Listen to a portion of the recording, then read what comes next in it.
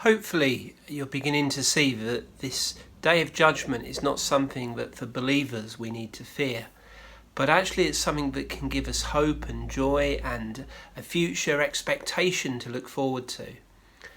Understanding the nature of God's final judgment matters to us today as well as for eternity. And I want to give us 4 things that we can draw out of this that matter for how we live today. In Colossians 3 and verses 23 to 25, we read, "Whatever you do, work at it with all your heart, as working for the Lord, not for human masters, since you know that you will receive an inheritance from the Lord as a reward.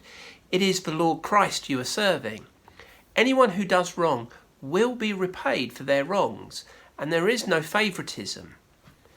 The first thing that we can conclude about how we live today, that we see, we can draw strength from the day of judgment over, is that the day of judgment satisfies our inner sense of need for justice. Have you ever been wronged? Have you ever experienced injustice? Has stuff ever happened in your life that you've just had to let go of because you can't do anything about it? Someone has done something to you or to somebody that you care about that they've seemed to have gotten away with.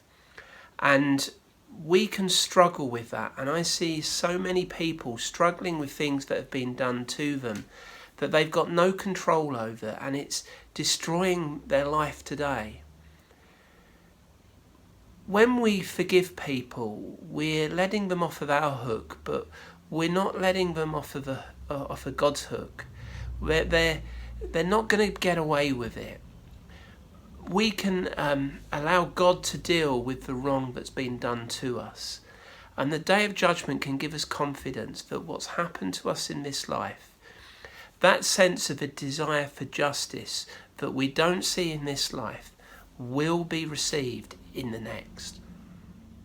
The implications of that lead us to our second action that we should have today that comes out of looking at this day of judgment.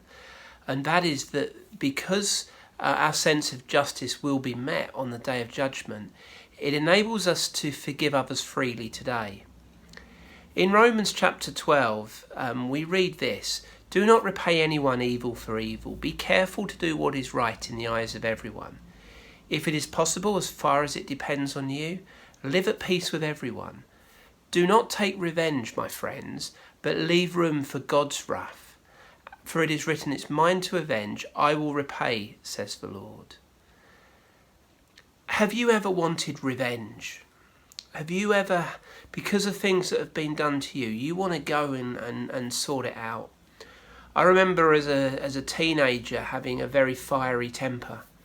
I remember playing football, and because I wanted to control my temper, I was playing 5-a-side football. I got so angry that I went out of the building, calmed down, went straight back inside and kicked someone's legs from underneath them. I wanted that sense of revenge. We live sometimes with that sense of needing to defend ourselves or justify ourselves. Something I've struggled with for years is when someone does something wrong, I want to justify the actions. But the key to freedom and the key to healing is to give it to God. Jesus paid for our wrongs on the cross. And in a sense, by not being willing to forgive and hang on to it, we're not allowing Jesus' work to actually achieve what he did. It can also almost become a sense of self-harm where we're hanging on to bitterness and resentment because we can't let these things go because of our sense of injustice.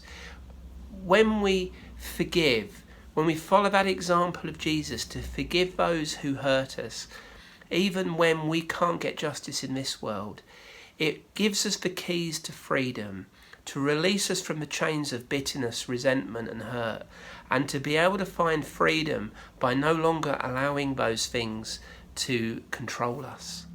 So if the day of judgment allows us to have that sense of the need for justice to be met, and it allows us to forgive people to find freedom and healing and wholeness in this life, it also gives us a reason to live holy lives. In Matthew 6 and verse 20, Jesus says, "Don't store up for yourself treasures on earth, but store up treasures in heaven where moth and vermin do not destroy and where thieves don't break in and steal." What we do in this life matters, and doing good works is not about earning salvation. It's not about earning forgiveness.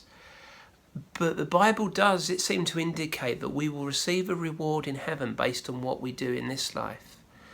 And consequently, the challenge of the Day of Judgment should give us a moral restraint of how we live and a witness to the world at large.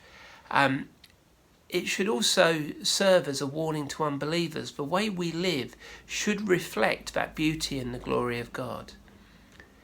But it should also do a fourth thing, and it should challenge us to evangelize. In 2 Peter 3 and verse 9, we read that God's heart is that none should perish and all should be saved. A number of years ago, I remember somebody describing this to me, and I've lived forever since then with a sense that God's heart is beating. A heart has two chambers, and as one pumps and the other, there's this pump action of boom, boom, boom, boom. And God's heart's beating that none should perish, all should be saved. None should perish, all should be saved. God's heart is that eternal destiny is at stake. And that should give us an urgency and a determination to share that with people, to understand God's heart is for them to escape that wrath and enjoy that sense of paradise. Looking at the Day of Judgment should challenge us about how we live today in living holy lives, but also challenge us to witness to other people about the beauty and the glory of God.